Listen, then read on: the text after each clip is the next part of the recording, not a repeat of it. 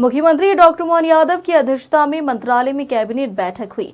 बैठक के पहले सामूहिक राष्ट्रीय गीत वंदे मातरम का गायन हुआ। इसके बाद कई प्रस्तावों पर चर्चा करने के बाद उन्हें स्वीकृति प्रदान की गई। कैबिनेट बैठक के बाद नगरीय विकास एवं आवास मंत्री कैलाश विजयवर्गीय ने मीडिया से चर्चा में और बैठक में हुए निर्णय की जानकारी दी। कैबिनेट मंत्री ने कहा कि भावांतर योजना को कैबिनेट बैठक में मंजूरी दी गई। किया है, आप सभी जानते हैं कि भावांतर योजना सोयाबीन का एमएसपी इस बार 5,328 एमएसपी हुआ है। साधारणतः मार्केट का रेट कई बार एमएसपी से कम होता है।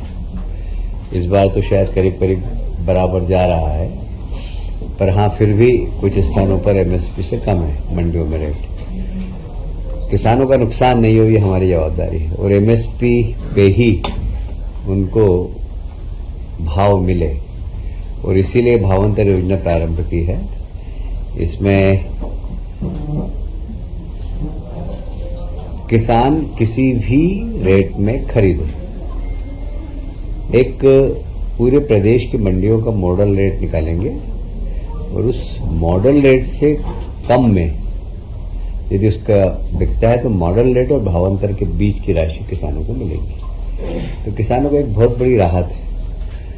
उसका कारण है थोड़ा सा कि इस बार पानी कहीं पर बहुत ज्यादा गिरा, कहीं कम गिरा, दाना छोटा है बड़ा है, इससे किसान को भाव कम मिलने की संभावना थी। पर ये भावांतर योजना आने से अब किसान बड़े लाभान्वित होंगे, किसी किसान को नुकसान नहीं होगा और कम से कम उसको एमएसपी और मॉडल रेट के बीच का पैसा तो उसको मिलेगा ही, ये इसमें सुनिश्चित किया गया है। ऐसा भी हो सकता है कि मॉडल रेट से ऊपर, जैसे मॉडल रेट अगर निकला, मैं एग्जांपल बता रहा हूँ, 4800 रुपये, उसका अगर 4900 में गेहूं बिका, सोयाबीन बिका, तो फिर 4900 से 428 ये उसके खाते में जमा हो जाएगा, डीबीटी हो जाएगा, सीधे उसके खाते में पैसे जमा हो जाएंगे। इसमें मुझे लगता है कि काफी प्रचार प्रसार भी हो गया और कई बार व्यापारी कार्टेल बना लेते हैं, तो हमने सारे जनप्रतिनिधियों से कहा कि आप मंडियों में खड़े रहें, कार्टेल नहीं बने और किसानों का नुकसान नहीं होना चाहिए।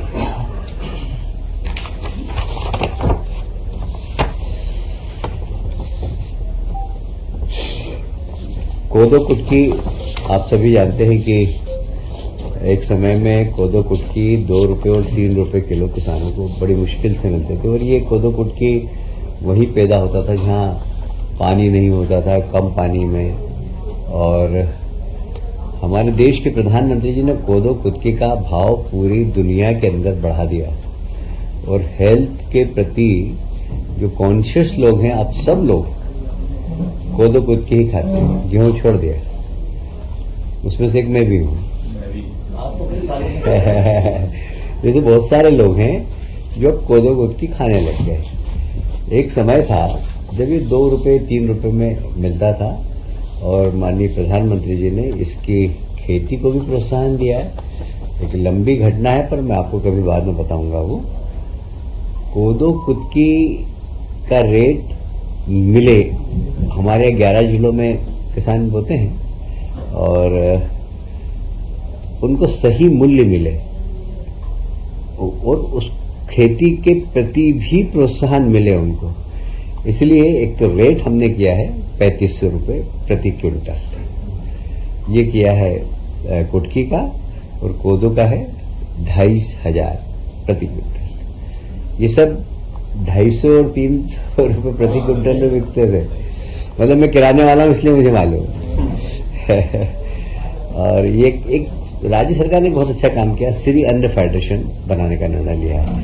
इस श्री अन्न फेडरेशन इस कोदो कुटकी को मार्केटिंग करेगी, इसका वैल्यू एडिशन के लिए काम करेगी और हमारे आदिवासी भाई, ज्यादातर आदिवासी इसको खेती करते हैं, उसकी उनको सही मूल्य मिले, इसके लिए एक श्री अन्न फेडरेशन हमने बनाया है और उसको 80 करोड़ रुपए की राशि बिना ब्याज के सरकार ने दी है अभी, कि आप इस इसके प्रमोशन के लिए, इसके मार्केटिंग के लिए, इसके वैल्यू एडिशन के लिए जो जो करना है वो आप करिए। तो एक बहुत बड़ा लाभ हमारे वो आदिवासी बंधु जो कोदो कुटकी बेचते थे उनको देने का काम हमारी सरकार ने किया है।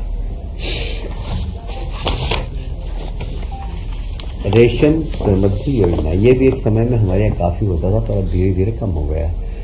इसमें पहले राज्य सरकार प्रति एकड़ लागत मूल्य 3.65 लाख प्रति एकड़ लागत मूल्य मानती थी। अब हमने इसकी लागत मूल्य 5 लाख कर दी, और उस वक्त किसान का अंश होता था 1.56, 1,56,000।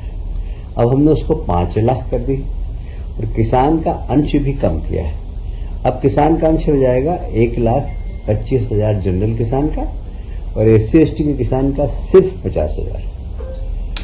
ये भी रेशम केंद्र के रेशम के उत्पादन को बढ़ाने के लिए किसान अपने उत्पादन के साथ साथ एक कुछ नया काम भी कर सके, और इसलिए ये कृषि रेशम समृद्धि योजना जो लागू की है, ये आम किसान भी इससे जुड़े और रेशम के आधार पर अपनी खेती के साथ साथ ये भी एक इस साल खत्म हो जाएगी योजना। जी इस साल खत्म हो जाएगी। क्या भारत सरकार ने 5 साल के लिए लागू की है, हाँ। 4 साल से सोते रहे, लागू नहीं किया इसको। कर दिया ना? अभी क्या लास्ट लाख। हाँ, फिर कर देंगे यार, क्या कुछ चिंता करते हैं।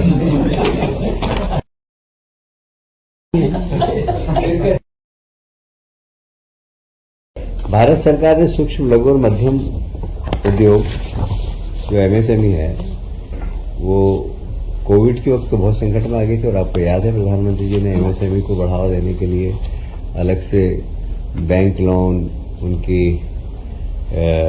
उनके उत्पादन को मार्केट मिले, इसके लिए काफी प्रधानमंत्री जी ने प्रोत्साहन राशि दी थी। अभी भी रैंप योजना के अंतर्गत अभी हमें 105 करोड़ रुपया सिर्फ इसके अंदर वही होना है कि कैसे उनके क्वालिटी सुधरे, उनको मार्केट मिले, और यह पूरी MSME को प्रोत्साहन के रूप में, क्योंकि MSME एक ऐसा क्षेत्र है जहां रोजगार की संभावना बहुत रहती है, तो इसलिए रोजगार ज्यादा से ज्यादा मिले लोगों को। तो MSME को प्रोत्साहन देने के लिए ये योजना प्रारंभ की है। इसके अंदर लगभग बजट में 105 करोड़ रुपए हमने स्वीकृत किए हैं। यह MSME के क्षेत्र में एक क्रांति लाएगी, इसलिए कि MSME उद्योग को ट्रेनिंग देना, क्वालिटी सामान कैसे बनाना, अपने देश में मार्केट की स्थिति, एक्सपोर्ट करना हो तो उसकी जानकारी, ये सब हमारा विभाग इसमें करेगा। इसमें 105 करोड़ की स्वीकृति है। 105 करोड़ जो है सर, फाइनल केंद्र सरकार जो भी देगी उसमें 30% राज्य सरकार मिलाएगी। हाँ, इसमें ये भी है कि केंद्र सरकार जो राशि हमें दे रही है, उसके अलावा हम 30% हम भी इसमें देंगे। तो अभी राशि फिक्स नहीं है, मतलब कितना है? 105 जो 30% होगा इसको दे देंगे।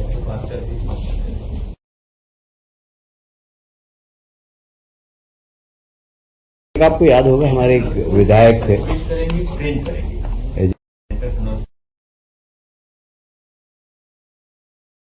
ट्रेनिंग देना, विदेशों में यदि आवश्यकता है तो कैसे एक्सपोर्ट करना, ये सारा मतलब कुल मिलाकर प्रमोशन ऑफ MSME है। एक आपको याद होगा हमारे एक विधायक साथी हैं मधु वर्मा जी इंदौर के, उनको वो सीवियर अटैक आया था, और एक उनके गनमैन थे उनके साथ में उस वक्त, 15वीं वाहिनी के श्री अरुण सिंह भदौरिया। उन्होंने बहुत मेहनत करके घर से हॉस्पिटल ले जाने में उन्हें CRP दिया, मुंह से ऑक्सीजन देके उनका हार्ट चलाया, और डॉक्टर का ऐसा कहना था कि इतना सीवियर अटैक था कि ये यहाँ तक नहीं आ सकते थे यदि ये जवान ये सारी प्रक्रिया नहीं करता तो माननीय मुख्यमंत्री जी जब देखने आए तो हमने उनको रिक्वेस्ट किया कि इस जवान ने तो मोदी भैया की जान बचाई है, उसको मुख्यमंत्री जी ने घोषणा की कि हम इसका out of the turn promotion करेंगे। विभाग में इस प्रकार के प्रमोशन कभी भी नहीं हुए आज तक। अधिकारियों का कहना था कि नहीं ये तो ड्यूटी किया तो क्या होगा, नहीं, ऐसे लोगों को प्रोत्साहन देना चाहिए और आउट ऑफ टर्न इनको हम प्रमोशन दे रहे हैं।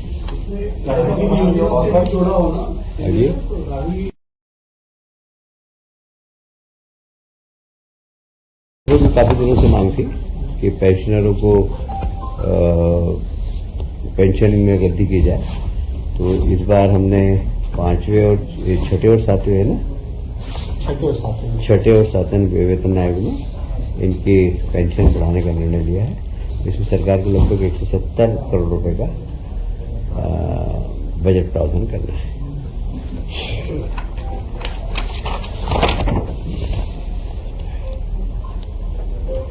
देखिए, बहुत महत्वपूर्ण आज निर्णय और हुआ है। सरदार पटेल कोचिंग प्रशिक्षण योजना, ये साधारणतः अल्पसंख्यक और SC ST और पिछड़े वर्ग के हमारे नौजवानों के लिए है। इसमें काफी दिनों से एक लोगों की मांग थी विद्यार्थियों की, क्योंकि बहुत बड़े बड़े कोचिंग क्लास, बाहर के कोचिंग क्लास में हम कोचिंग नहीं कर पाते हैं, तो हमने उन सब रजिस्टर्ड कोचिंग क्लासों को जो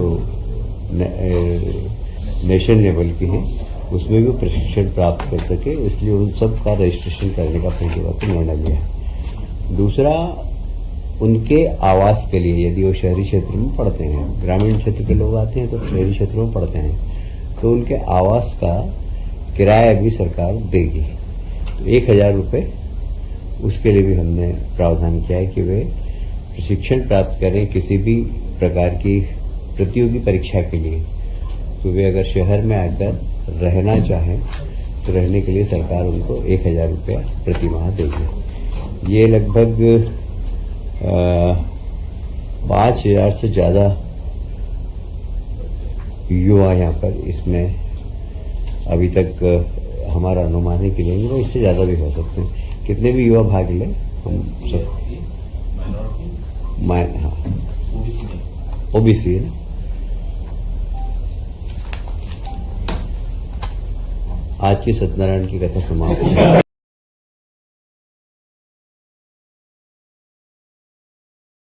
यही है हमारी, हर विधानसभा में स्वदेशी मेले लग रहे हैं, स्वदेशी का प्रचार प्रसार हो रहा है। हम खुद भी गए थे। है जी, सभी में स्वदेशी मेला लगेगा, सभी तो लग रहे हैं। हम विधानसभा वाइज करने का प्रयास कर रहे हैं। हाँ, तो जहां संभव हो सकेगा विधानसभा वाइज भी कर रहे हैं। और विशेषकर आप अपने डिपार्टमेंट ULBs में हर ULB में भी ये मेला लगाने का तो लगेगा ही। ULB में भी, हर ULB में मेला लगेगा ही।